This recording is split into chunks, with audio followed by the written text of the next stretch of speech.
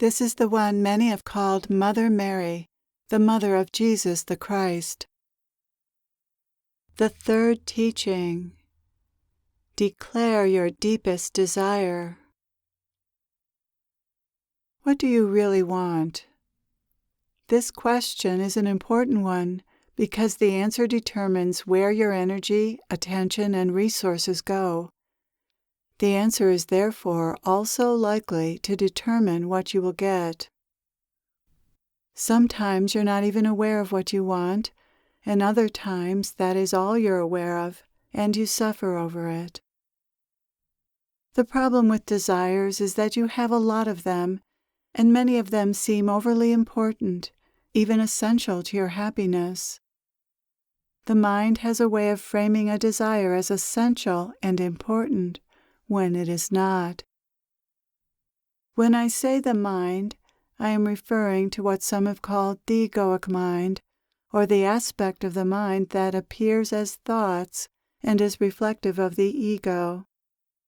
I'm not referring to the rational side of the mind or intellect, but to a more irrational part of the mind that reflects your conditioning, including desires and beliefs.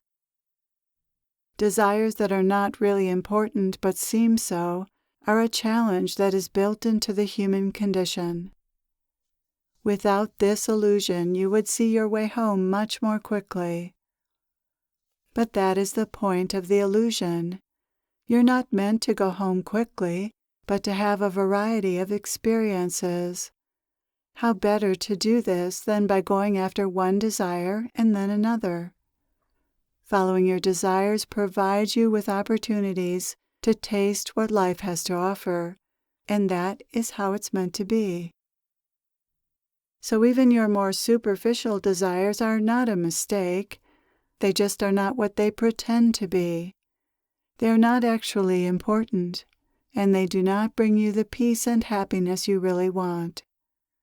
More often, going after what you want, and even getting what you want, reap the opposite of peace. Either because you suffer over not having what you want, you become disillusioned with what you desired once you get it, or you're afraid someone will take it from you. There is no peaceful resting place in the land of desire when those desires come from the ego. The ego is the part of the programming designed to create the human experience, including the suffering that belongs to the human experience. Yes, you are programmed to suffer, as this suffering drives life and drives your learning and evolution as a soul. Growth comes about in this earthly dimension largely as a result of wanting to avoid suffering. Eventually you discover the truth about life, what life is about and who you really are, because your suffering leads you to those who have answers to questions that come out of the depths of your suffering. Having many desires keeps everyone very busy, and yet all these desires can be reduced to a few deeper ones. For instance, when you want a new car, what do you really want? Love, admiration, belonging? If you already felt loved, admired, and part of something greater, would you still want a new car? Maybe. But if you already felt loved, admired, and part of something greater, then getting a new car would have less meaning. It wouldn't be weighted with the heavy responsibility of providing you with love, admiration, and belonging, which is asking too much of a car. The car's responsibility would be appropriate to the car. You would want it to take you places effectively, comfortably, and safely, which is something a car can potentially do. And why do you want love, admiration, and belonging? What would these give you? Wouldn't they just allow you to rest and be at peace?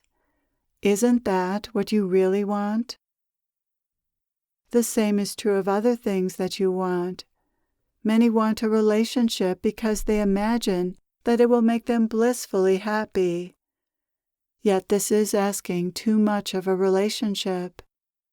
It can give you companionship, but your happiness is something only you can give yourself. People expect too much from the things they want. Most things people want can give them only a fraction of what they want. The deeper things, such as happiness, peace, and love, do not come from material things or accomplishments, but are a state of mind, or more accurately, a state of heart. The deeper things come from a way of being in life. They are how you are in life, and have nothing to do with what you have, where you live, or who you think you are. How do you achieve this state of happiness and peace, this state of being that you really long for? There's only one way, and that is to unmask the illusion, the mistaken belief that peace and happiness are not here, and that you have to do something to get them. You do not have to get or do something to be happy and at peace, as the mind presumes. The secret is to stop trying to get or do something to be happy and at peace.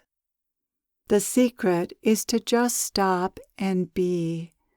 Just stop and be in this moment, without all of the ideas and desires about who you want to be or how you want life to be in the future. What is true right here and now? What is your experience right here and now? Breathing in and breathing out is happening. What else are you aware of? Is there peace in this simple moment? Happiness? Love? Yes, they are all here now. But that is too easy and boring to the mind. Do you listen to the mind? Do you let the mind take you away from this simple moment? Breathing in and breathing out, simplicity itself. Just this, just being right here and now in this moment. That is what being alive in this moment is like. No person having to chase rainbows, just rainbows here, now. Delight in life just as it is. This is the freedom and love you have always wanted, that you've been looking for all of your life. You are the love and peace you've been looking for. You are made of love and peace. Why go looking for it? It is here right now in the stillness of just being. In the moments when you're not experiencing love and peace, declare your desire for them. This cannot be an empty declaration of words only, however.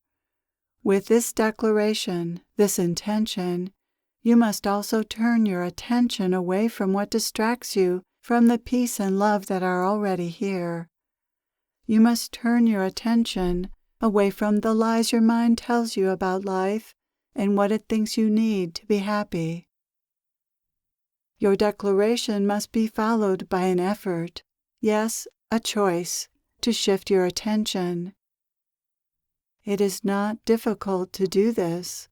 It is not hard work, but the simplest thing imaginable. How hard is it to move your attention from one thing to another? 1,000,000 times a day you do this, so how hard can it be? To experience the peace and love that you most desire requires only that you shift your attention from your ideas about yourself and what you think you need to be happy to the here and now, and then keep your attention there. If your attention drifts away again into thought, then shift your attention once again to here and now. You can bring your attention to your breath, as many who meditate do, or simply to a sensation you're having, and that will anchor you in your body, which is the mechanism for experiencing real life. The mind is the mechanism for experiencing a subjective, internal, and to a large extent made-up reality, while the body registers actual reality.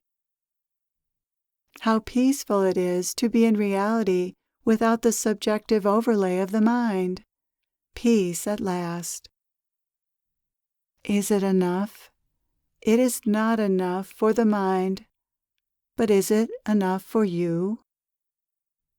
You are not your mind, are you? Your mind carries on, and sometimes you're lost in it, and sometimes you're not.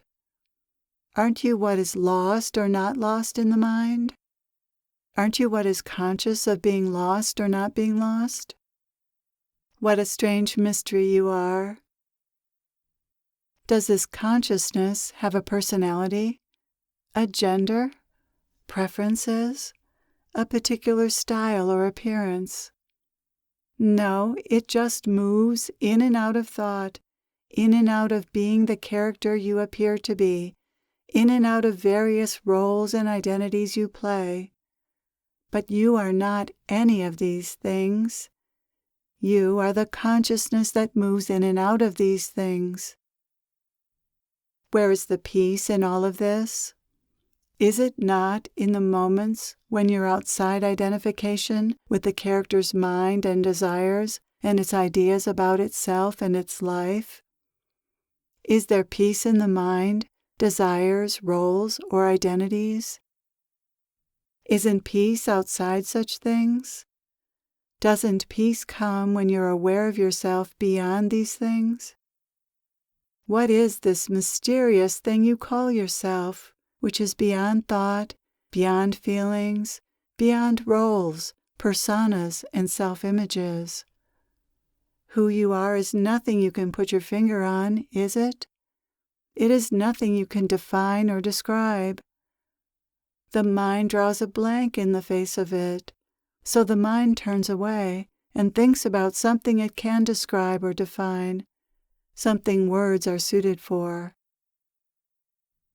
What do you really want? Are you ready to declare that? Are you ready to give peace and love your attention? Are you ready to choose peace and love instead of some fleeting desire churned out by the ego?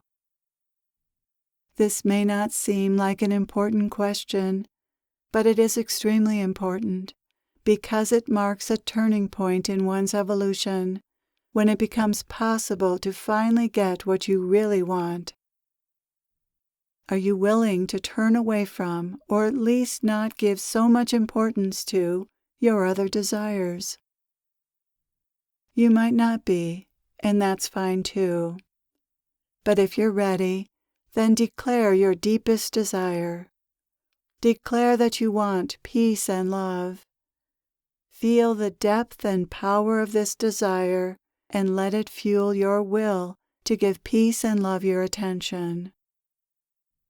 You and the spiritual forces that support your evolution will jointly bring peace and love into your life when you declare that you want these things more than anything else.